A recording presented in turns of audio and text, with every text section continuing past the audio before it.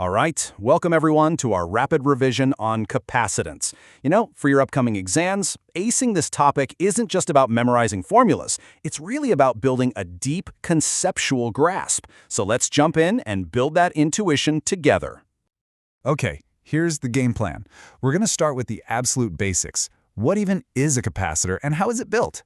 Then we'll see how they play together on a team, and we'll wrap up with these two super important what-if scenarios that, trust me, you are definitely going to see on your exams. So, first things first, before we dive into any of the math, let's just establish the fundamental purpose of this little component. What is its one single core job in a circuit? At its absolute heart, a capacitor's job is to store electric charge. That's it. The formula C equals Q over V basically tells us that whole story. For any given voltage, a capacitor with a bigger C can hold more charge, Q. So yeah, think of it as a small, temporary charge bucket just sitting there in your circuit. Okay, so we know its job. Now, let's look at how one is actually built. We're going to focus on the most common type you'll see all the time in exams, the parallel plate capacitor. Let's really break down its design to see how we can build a better charge bucket.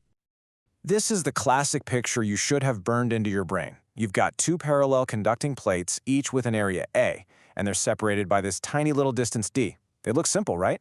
But every single part of this design is absolutely crucial. Ingredient number one in our recipe for a high-capacity capacitor, just make the plates bigger. A larger surface area, A, provides more real estate for the charge to accumulate. It's that simple. More area, more storage. And the second key ingredient is to bring those plates closer together.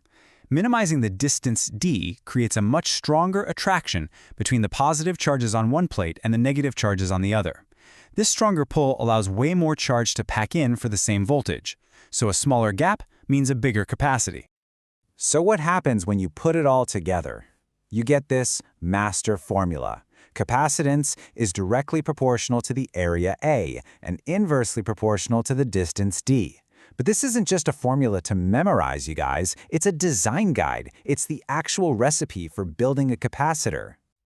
Okay, so we know how to build one capacitor, but in real circuits, they almost always work in teams.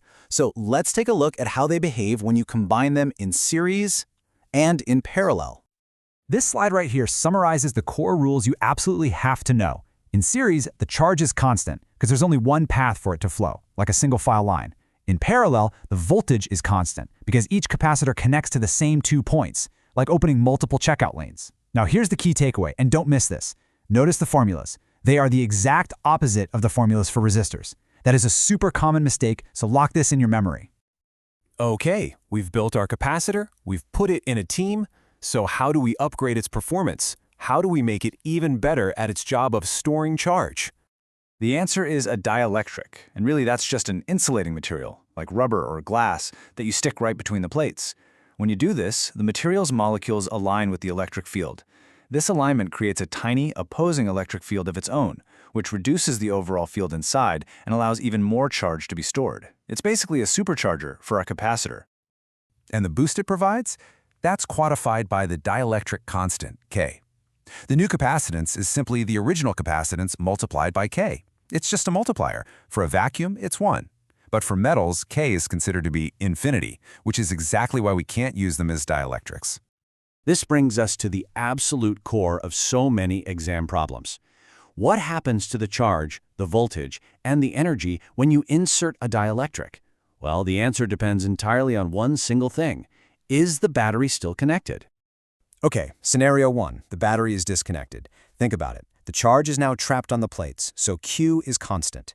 Now, we add the dielectric, which we know increases the capacitance, C. So let's just look at the formula V equals Q divided by C. If Q is constant and C goes up, then the voltage must go down. And since voltage and energy are linked, the stored energy also decreases. It's all just a chain of logic.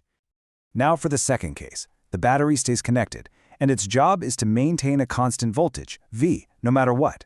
So when we add the dielectric, the capacitance C still goes up. Looking at Q equals C times V, if V is now constant and C increases, the battery has to push more charge Q onto the plates to keep that voltage steady, and more charge at the same voltage means more stored energy. It's the complete opposite effect. So we've covered a ton of ground. What are the absolute essentials you should take away from this explainer for your final revision? Here are the 5 core concepts that are your foundation. A capacitor's job is to store charge. Its design is a recipe of area and distance. Series means same charge. Parallel means same voltage. Dielectrics are performance boosters. And the most important question for any problem is the battery connected. You master these, and you're ready for almost anything. And to leave you with one final thought, we know dielectrics are insulators, but every insulator has its limit. If the electric field becomes too strong, what do you think happens? Well, that leads to a phenomenon called dielectric breakdown, a fascinating topic for you to explore next. Good luck with your studies!